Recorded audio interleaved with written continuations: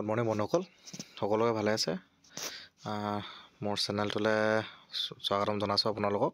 চ' আজি এডভাৰটাইজমেণ্টটো হ'ল একদম ছুটিকৈ মই আপোনালোকক বুজাই দিম। BCPL এপ্ৰেণ্টিছশ্বিপ আহিছে। BCPL এপ্ৰেণ্টিছশ্বিপ আহিছে যিহেতু আপোনাৰ গেছ ক্ৰেকাৰত এটা ভাল সুবিধা, আপোনাৰ ট্ৰেইনিং ল'ব পাৰিব। ভাল সুবিধা এটা, নতুন চান্স এটা আহিছে আপোনালোকৰ। চ' ইয়াৰ মই গোটেইখিনি নটিফিকেশ্যনখিনি সম্পূৰ্ণভাৱে মই দেখাম আপোনালোকক। চ' ইয়াত কেনেকৈ এপ্লাই কৰিব লাগিব, কি ধৰণে এপ্লাই কৰিব লাগিব আৰু কেনেকুৱা। চ' পোনপ্ৰথমবাৰৰ বাবে মই যদি মোৰ চেনেলটোলৈ নতুনকৈ ভিজিট কৰিছে তো ছাবস্ক্ৰাইব কৰিব আৰু বেল আইকনটো প্ৰেছ কৰিব, যাতে যিকোনো জব নটিফিকেশ্যন বা যিকোনো ভিডিঅ' আপলোড কৰাতে আপোনালোকে মোৰ ভিডিঅ'টো প্ৰথমে আপুনি পাওক। এয়া আৰম্ভ কৰোঁ। Details advertisement for 1 year apprenticeship training program for graduate and technician diploma holder under Apprenticeship Act 1961. So BCPL ওলাইছে category wise distribution of post. So graduate apprenticeship, graduate mechanical apprenticeship কেনে 10টা ওলাইছে, য'ত আপোনালোকৰ OBC কেনে 2টা আছে, ST কেনে 1টা আছে আৰু জেনেৰেলৰ কেনে 5টা আছে। Technician apprenticeship mechanical total category wise ভাগ কৰি দিয়া আছে, caste system wise. General SC ST OBC আপোনালোকে চাই ল'ব সম্পূৰ্ণভাৱে, নহ'লে ভিডিঅ'টো বহুত ডাঙৰ হৈছে, বেছি লম্বা হৈছে। আৰু 3 নম্বৰ পষ্টটো হ'ল গ্ৰেজুৱেট এপ্ৰেণ্টিছশ্বিপ কেমিকেলৰ, 12টা টোটেল ওলাইছে। আপোনাৰ 4 নম্বৰটো হ'ল আপোনাৰ দেখিছে যিহেতু টেকনিচিয়ান এপ্ৰেণ্টিছশ্বিপ কেমিকেল 6টা পষ্ট ওলাইছে। দেন আপোনাৰ গ্ৰেজুৱেট ইলেক্ট্ৰিকেলৰ কাৰণে ওলাইছে 6টা, টেকনিচিয়ান ইলেক্ট্ৰিকেল 5টা, গ্ৰেজুৱেট ইনষ্ট্ৰুমেণ্টেশ্যন আপোনাৰ 6টা, টেকনিচিয়ান ইনষ্ট্ৰুমেণ্টেশ্যন 5টা, গ্ৰেজুৱেট টেলিকমৰ আপোনাৰ 1টা, গ্ৰেজুৱেট কম্পিউটাৰ ছায়েন্স আপোনাৰ 1টা ওলাইছে, গ্ৰেজুৱেট চিভিলৰ 3টা ওলাইছে, গ্ৰেজুৱেট কণ্ট্ৰেক্ট এণ্ড প্ৰকিউৰমেণ্ট 2টা ওলাইছে, গ্ৰেজুৱেট এপ্ৰেণ্টাইজ আপোনাৰ হিউমেন ৰিচ'ৰ্চ PRCC মাৰ্কেটিং 6টা আছে, গ্ৰেজুৱেট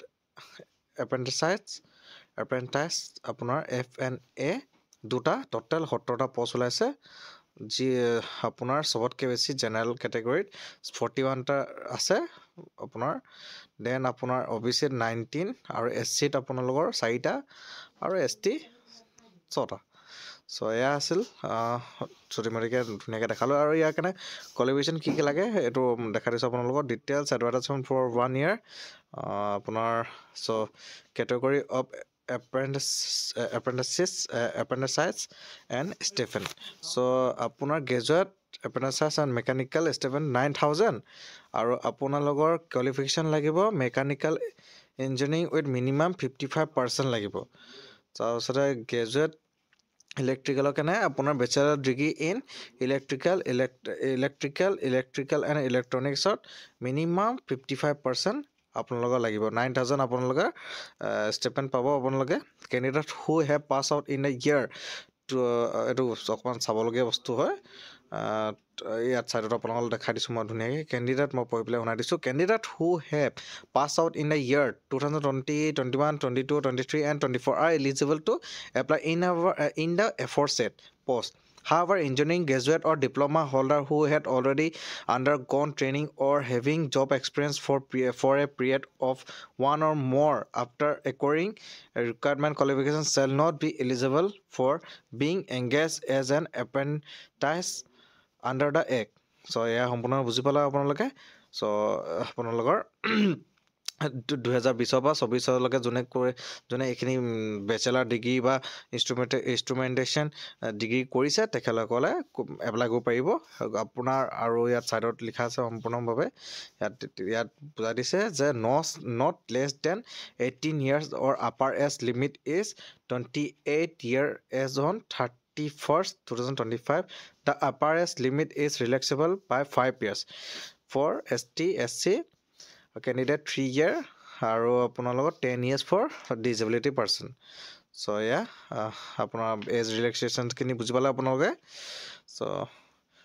চ' মিনিমাম আপোনালোকৰ গোটেইখিনি 9,000 দেখিছে ষ্টেপেন, গোটেইখিনি 9,000 দিব আৰু চবৰ বেচেলাৰ ডিগ্ৰীবিলাক বেলেগ বেলেগ।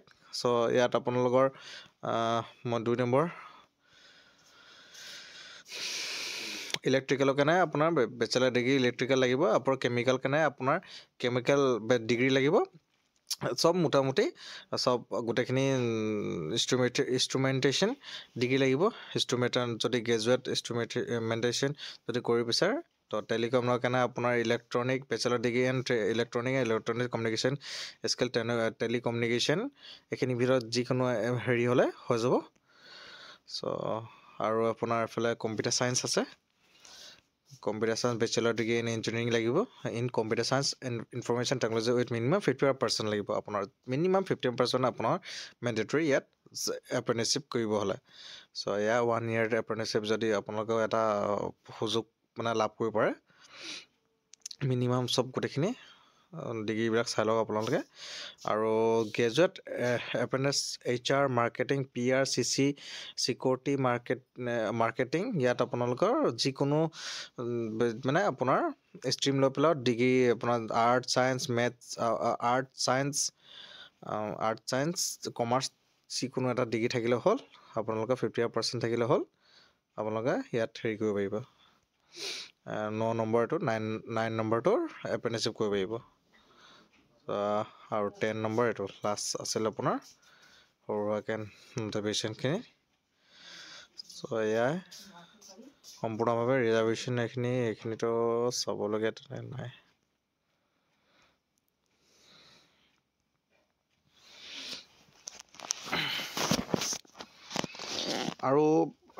আৰু ইয়াত এপ্লাই কেনেকৈ কৰিব আপোনালোকে, হাউ টু এপ্লাই।